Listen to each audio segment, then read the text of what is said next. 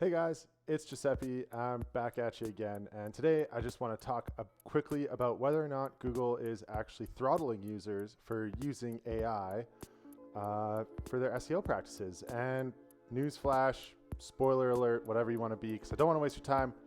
They're not. If anything, they're actually supporting it. Now, let's get into it. So, thank you again for everyone joining up with me. Today, we're just going to talk some quick SEO stuff for your B2B or B2C business. And today, I want to talk about some of the documentation that Google has around whether or not it's going to be making things difficult for you if you try to use AI for search or SEO best practices or whatever you want to do. So, we're here, and as you can see, this is Google Search Central. Like, this is their main point of documentation. This is what they're about. This is what they publish. You know, this is what everyone in the SEO business has to look for if they're trying to understand what's actually going on in the SEO world. So this is it. This is ground zero. Right. So let's talk about it. Now, the key thing I want to get into here are these two things here: spam policies and key best practices. From here, we're going to dive in a little bit into some of the other things that can come up, but we're going to start here. So there's spam policies. What is a spam policy? The spam policy is, and it says right here, the spam policies detail the behavior and tactics that can lead to a page or an entire site being ranked lower or completely omitted from Google search. Sites that focus on providing the best content and experience for people and uphold the spirit of our principles are more likely to do well in Google search results. What does that mean? Google, and what Google is, you know, what they're being proud of, right? If someone goes on to Google and they search for something, Google's liable for whatever comes up. Maybe not in a legal sense or something like that, but they want to make sure, like, if something's going to come up, that it makes sense to the user's going to trust them as a source for their next search, and the cycle continues. So that's what they're trying to say here is, like, you know, they're focused, if your site is focused on providing the best content and experiences of our principles are more likely to do well in Google search results. So it's right there.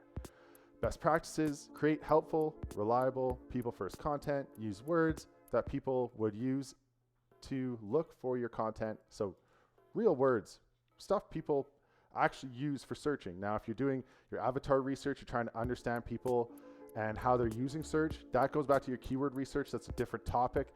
But even here, in best practices, it's saying, look, you need to be optimizing yourself and your content for how people actually use search, like in real life, in the real world.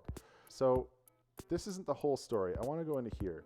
Now, I want to touch base on their spam policies, because people are thinking AI content is just going to be super spammy. It might not even make sense half the time because it's written by a computer, whatever it is. You know, that's where people are going to lose, you know, their rankings. So let's get into this. Spam policies for Google web search. Now, I know that there's a lot going on here, so I'll add a link if you guys want to check it out on my YouTube channel. If you want to have a look there, 100%. But the two things we want to look for here, so what we're looking at here is spammy automatically generated content. That is the AI generated content of what we're looking into. So spammy automatically generated content, or auto-generated content, is content that's being generated programmatically without producing anything original or adding sufficient value. Instead, it's being generated for the primary purpose of manipulating search rankings and not helping users. Examples of spammy auto-generated content include text that makes no sense, text that's translated that makes no sense, text generated through an automated process without regards for user quality or experience, text generated using automated synonymizing. Oh, say that one 5 times fast. Ooh, would have been embarrassing if I got that one wrong. Paraphrasing or obfuscating techniques. Text generated from scraping feeds or search results, or stitching or combining content from different web pages without adding sufficient value. So what this is saying is, you can use AI. There's nothing wrong with that, but it has to make sense what they're reading. They don't want people coming to your website and not understanding what you're saying. Doesn't help anybody. So another thing it says here, if you translate and it doesn't make sense, you're going to get dinged. If you have no regard for the quality of user experience, you're going to get dinged. If you're just like making up extra versions of words and skirting subjects and not adding anything serious to the conversation or the topic that you're trying to benefit, you're trying to help, because you should be trying to help.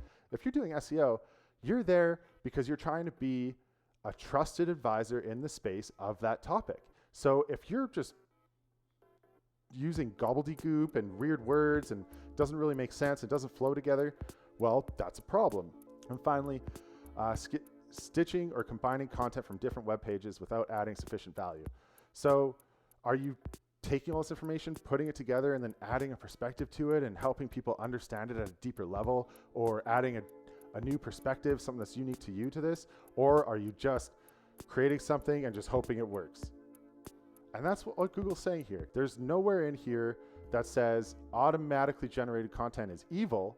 It's saying if you're producing spam, just like at any point in time in history, almost any other point in time in history of the internet, then you are going to have a tough time ranking in Google, and your customers or potential clients are not going to find you in the way that you would like for them to find you. Anyways, this is me. My name is Giuseppe. I do SEO. Please hit the like button on here. It helps me grow. It's going to help me share more information with people just like you who might be interested. And have a great day. And bye. Peace out.